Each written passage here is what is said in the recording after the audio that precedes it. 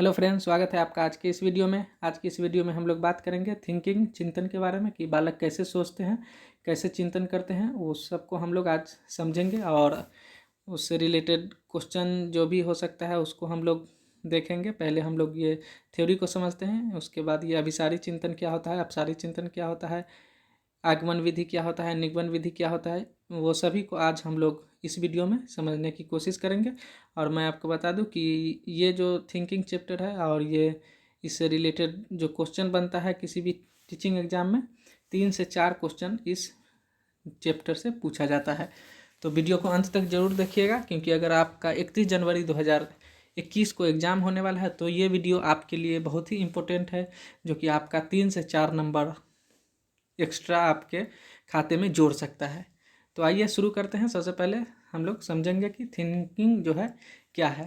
ठीक है, तो थिंकिंग जो है बच्चे में जो सोचने की क्षमता होती है वो या तो स्वपरायण चिंतन या यानी कि ऑटिस्टिक थिंकिंग, या फिर यथार्थवादी चिंतन या रियलिस्टिक चिंतन थिंकिंग। ठीक है, तो ये स्वपरायण चिंतन क्या होता है, तो ये जो है रियलिस्टिक से बिल्कुल ही अलग होता है, जो कि सपने में ही बच्चे को अगर जो बनना होता है, जो उसका ख्वाब होता है कि हमें डॉक्टर बनना है, इंजीनियर बनना है, अगर डॉक्टर बनना है तो वो बच्चा सपने में ही सोचते सोचते डॉक्टर बन जाता है, किसी का ऑपरेशन कर देता है सपने में ही, उसे मेडल भी मिल जाता है, सपने में ही ये सब काम उसका कंप्लीट हो जाता है।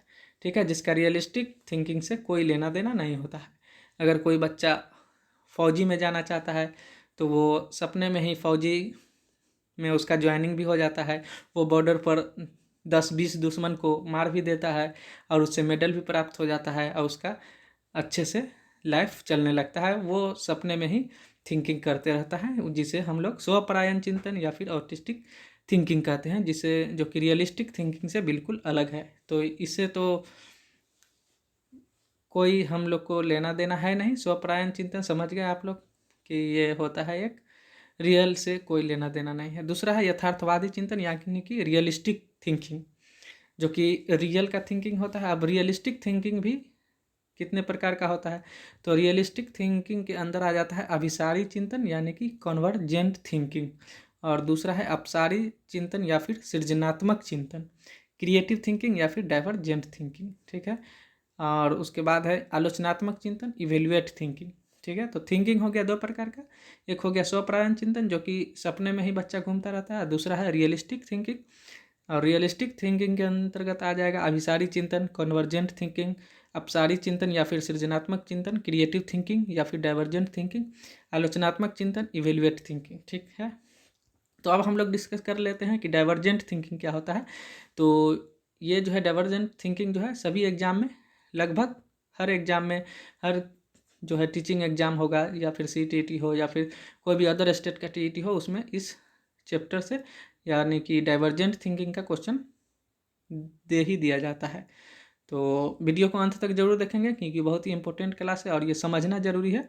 ठीक है, तो इसमें डाइवर्जेंट थिंकिंग में क्या होता है कि आप लोग डाइवर्ट से समझिए कि डाइवर्जन मतलब डाइवर्स टाइप का जो होता है, अलग अलग दिशाओं में सोचना। ठीक है, तो फर्स्ट हो गया अलग अलग दिशाओं में सोचना, क्या है, डाइवर्जेंट थिंकिंग है। मतलब मल्टीपल सॉल्यूशन इसका हो सकता है। जैसे कि आप से हम पूछे कि ये क्रिएटिविटी का आप लोग जो है सोल्यूशन, सॉरी, क्रिएटिविटी का आप लोग जो है परिभाषा बताइए। तो ये क्रिएटिविटी हो गया या फिर इंटेलिजेंस हो गया, इसका कोई एक परिभाषा नहीं है, ये अलग अलग व्यक्ति अलग अलग तरह से इसका परिभाषा दे सकते हैं। तो ये हो गया मल्टीपल सॉल्यूशन इसका हो जाएगा। जैसे आपका सब्जेक्टिव वाइज क्वेश्चन होता है, आप एग्जाम देने जाते हैं ग्रेजुएशन का, इंटर का, तो ऑब्जेक्टिव टाइप भी क्वेश्चन होता है और सब्जेक्टिव टाइप भी क्वेश्चन होता है। तो उसका मल्टीपल सॉल्यूशन हो सकता है, हर एक स्टूडेंट अलग अलग तरीके से उसका सॉल्यूशन दे सकते हैं। तो मल्टीपल सॉल्यूशन जो हो जाएगा डाइवर्जेंट थिंकिंग हो गया, इसे ही क्रिएटिविटी कहते हैं। दूसरा है यूनिक सॉल्यूशन इसका हो सकता है। ठीक है, ऐसा नहीं है कि सब एक ही तरह का जनरल सॉल्यूशन चल रहा है, तो ये नहीं है। इसका यूनिक सॉल्यूशन, अलग सॉल्यूशन, हर एक व्यक्ति का अलग अलग यूनिक सॉल्यूशन हो सकता है। इस नेक्स्ट है सब्जेक्टिव की तरफ। ठीक है, ये हो गया अलग अलग दिशाओं में सोचना हो गया, मल्टीपल सोल्यूशन हो गया, यूनिक सोल्यूशन हो गया, सब्जेक्टिव की तरफ, मतलब ऑब्जेक्टिव नहीं, ऑब्जेक्टिव हो जाएगा कन्वर्जेंट थिंकिंग में हम लोग आएंगे तो ऑब्जेक्टिव की बात करेंगे। यह है सब्जेक्टिव की तरफ, माने कि सब्जेक्टिव जो कि क्वेश्चन वाला आंसर होगा वो हो जाएगा डाइवर्जेंट थिंकिंग में। ओपन इंडेड क्वेश्चन, यानी कि आप इसका क्वेश्चन अलग अलग तरीके से अलग अलग आंसर इसका दे सकते हैं। ओपन इंडेड क्वेश्चन है मतलब खुला हुआ इसका क्वेश्चन होता है, आपका आंसर जो है कोई भी आंसर हो सकता है आपके हिसाब से। नेक्स्ट है ये हो गया क्रिएटिविटी हो गया, ठीक है। Out of the box thinking, ऐसा नहीं है कि सिर्फ एक ही तरफ सोचना, ये सभी दिशाओं में थिंकिंग इस टाइप का हो जाता है, जिसका हो गया divergent thinking. Brain storming, brain storming जो है डाइवर्जेंट थिंकिंग के अंतर्गत आता है। ब्रेन स्टॉर्मिंग में क्या होता है कि बच्चे को बोर्ड पे कोई क्वेश्चन दे दिया जाता है, मतलब ऐसा क्वेश्चन दे दिया जाएगा जिसका अलग अलग आंसर हो। जैसे कि बताया जाएगा कि आप अगर कुछ बनना चाहते हैं तो आप अपने इंडिया को कैसे बढ़ावा दे सकते हैं, आप कैसे इंडिया को आगे बढ़ाने में अपना योगदान दे सकते हैं। तो हर एक बच्चे का अलग अलग आंसर हो सकता है, तो वो ब्रेन स्टॉर्मिंग हो गया, उसके ब्रेन से जो भी निकलेगा वो आंसर में आएगा, ठीक है। नेक्स्ट है इमेजिनेशन, मतलब जो चीज़ के बारे में इमेजिनेशन करके वो अच्छे से सोच सकता है, यानी कि आप कह सकते हैं अमूर्त चिंतन जो होता है वो आपका डाइवर्जेंट थिंकिंग के अंतर्गत आएगा, जो कि जिसमें इमेजिनेशन आता है। तो ये आप याद रखेंगे कि डाइवर्जेंट थिंकिंग क्या होता है। डाइवर्जेंट थिंकिंग यानी कि अपसारी चिंतन, ठीक है। डाइवर्जेंट थिंकिंग हो गया अपसारी चिंतन या फिर क्रिएटिविटी हो गया सृजनात्मक चिंतन, ठीक है। तो डाइवर्जेंट मतलब अलग अलग दिशाओं में सोचना, या इसके मल्टीपल सोल्यूशन हो सकते हैं, यूनिक सोल्यूशन हो सकते हैं, सब्जेक्टिव की तरफ होगा, ऐसा नहीं कि ऑब्जेक्टिव। ओपन इंडेड क्वेश्चन होगा, ठीक है, मतलब मुक्त अंत वाले क्वेश्चन, ठीक है। क्वेश्चन ये बार बार पूछा गया है सभी टीचिंग एग्जाम में, मुक्त अंत वाले क्वेश्चन इसमें आएंगे, ठीक है। नेक्स्ट है creativity, out of the box thinking, brain storming समझ चुके हैं, इमेजिनेशन, ठीक है। अब हम लोग पढ़ेंगे कन्वर्जेंट थिंकिंग क्या होता है। तो मतलब अभिसारी चिंतन, कन्वर्जेंट थिंकिंग यानी कि अभिसारी चिंतन क्या होता है, तो सिर्फ एक दिशाओं में सोचना, वो डाइवर्जेंट थिंकिंग था, डाइवर्स तरह से सोचना, ये सिर्फ एक दिशाओं में सोचना, यानी कि सिर्फ एक सोल्यूशन इसका हो सकता है, ठीक है। और ये हो जाएगा, इसको लॉजिक लगाकर आप सोच सकते हैं। वहाँ था क्रिएटिविटी, ठीक है, यहाँ है लॉजिक, यानी कि अगर आपको ऑब्जेक्टिव क्वेश्चन दिया हुआ, ठीक है, ऑब्जेक्टिव दिया हुआ है तो 4 ऑप्शन आपको दिया हुआ है, वहाँ पे आप लॉजिक लगा करके आंसर निकाल सकते हैं, ठीक है। नेक्स्ट है इंटेलिजेंस आप जो है तो वो आपका कन्वर्जेंट थिंकिंग में आएगा, ठीक है। क्रिएटिविटी जब तक आप नहीं आपके अंदर होगा वो आपका डाइवर्जेंट थिंकिंग में नहीं जा सकता है। अब अगर आप इंटेलिजेंस है यानी कि किसी भी क्वेश्चन का आंसर दे देते हैं तो वो आपका कन्वर्जेंट थिंकिंग में आएगा। क्लोज इंडेड क्वेश्चन या कि बंद अंत वाले प्रश्न, मतलब उसका आंसर जो होता है किसी भी क्वेश्चन का फिक्स होता है। जैसे आप मान लीजिए कि ऑब्जेक्टिव है, उसका एक ही आंसर है, फिक्स है, तो वो आपका क्लोज इंडेड क्वेश्चन है, ठीक है। नेक्स्ट है वन स्टॉप सॉल्यूशन, मतलब सिर्फ एक सॉल्यूशन होगा उसका। तो आप ये समझ गए कि अपसारी चिंतन क्या होता है, ये डाइवर्जेंट थिंकिंग अपसारी चिंतन हो गया, और अभिसारी चिंतन क्या होता है, कन्वर्जेंट थिंकिंग, ठीक है। 2 चीज़ आप लोग समझ जाएंगे, अच्छे से समझिए कि ये याद रखना है आपको, लॉजिक जो होगा सिर्फ लॉजिक जो है कन्वर्जेंट थिंकिंग में होगा, और इंटेलिजेंस जो है कन्वर्जेंट थिंकिंग में होगा। डाइवर्जेंट थिंकिंग में क्या होगा, तो ये क्रिएटिविटी डाइवर्जेंट थिंकिंग में हो जाएगा, ठीक है। और ये इमेजिनेशन डाइवर्ट थिंकिंग में, ब्रेन स्टॉर्मिंग डाइवर्जेंट थिंकिंग में।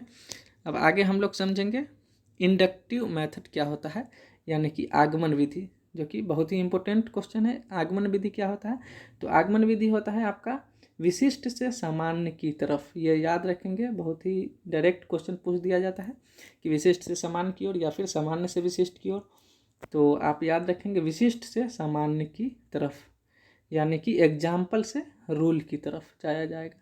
अगर कोई मैथ पढ़ाना है तो उसको पहले बहुत सारा एग्जाम्पल दिया जाएगा, और वो जो एग्जाम्पल होगा वो विशिष्ट होगा, ठीक है। एग्जाम्पल जो होगा विशिष्ट होगा, यानी कि अगर कोई आपको क्वेश्चन दिया जा रहा है तो वो एक विशिष्ट क्वेश्चन है, मतलब स्पेसिफिक क्वेश्चन है, और उसका जो रूल आपको बताया जाएगा वो समान है, जैसे a+b का होल स्क्वायर। तो ये सब क्वेश्चन के लिए सामान्य रूल है, a+b का होल स्क्वायर ये रूल है और ये सामान्य है, जनरल है, सभी क्वेश्चन पे लागू हो सकता है। ठीक है, सभी क्वेश्चन के मतलब कि जो भी क्वेश्चन पे ये रूल लागू होगा ये जनरल रूल है सभी क्वेश्चन के लिए, जिस पे लागू करना है आप लागू कर सकते हैं। और अगर कोई क्वेश्चन दे दिया गया कि आपको 2+4, ठीक है, 2+4 बराबर कितना है, तो ये आपका एक स्पेसिफिक है, आपका ये स्पेसिफिक क्वेश्चन है कि 2+4 जो है 6 होगा, तो ये आपका एग्जाम्पल है। ठीक है, और ये हो गया रूल हो गया, तो ये विशिष्ट जो है क्वेश्चन हो गया और ये आपका सामान्य जो है रूल हो गया।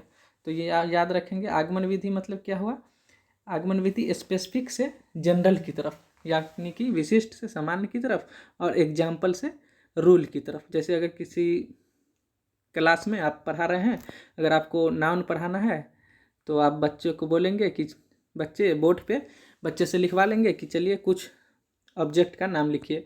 तो कोई बच्चे लिखेंगे, मान के चलिए कि ये लिख देंगे टेबल, लिख दिया, कोई बच्चा लिख दिया टेबल, कोई बच्चा लिख दिया बुक, ठीक है, कोई बच्चा लिख दिया वाटर। तो आप क्या कहेंगे, ये आपका एग्जाम्पल है, जो कि आपका ये एग्जाम्पल है और ये विशिष्ट है, स्पेशल है। टेबल स्पेशल चीज़ है, बुक स्पेशल है और वाटर जो है स्पेशल है। और रूल उसके बाद बताएंगे कि ये सब जो है संज्ञा है, यानी कि ये जितने भी बोर्ड पे लिखा हुआ है ये सब नाउन है। तो ये नाउन जो है आपका रूल हो गया और ये जनरल हो गया। ठीक है, जनरल चीज़ है, नाउन जो है संज्ञा एक जनरल है रूल, और बुक जो है ये स्पेसिफिक है, टेबल स्पेसिफिक है, बुक स्पेसिफिक है, और नाउन जो है जनरल है, जो कि ये जितने भी स्पेसिफिक चीज़ है वो सब नाउन के अंदर आते हैं इसीलिए। ठीक है, तो समझ गए होंगे अच्छे तरीके से, ये याद रखना है। इंडक्टिव आगमन विधि विशिष्ट से सामान्य की तरफ और या फिर एग्जाम्पल से रूल की तरफ। उसके बाद है डिडक्टिव मेथड। डिडक्टिव मेथड यानी कि निगमन विधि। ठीक है, ये हो जाएगा, इंडक्टिव मेथड हो गया आगमन विधि, डिडक्टिव मेथड हो गया निगमन विधि। निगमन विधि,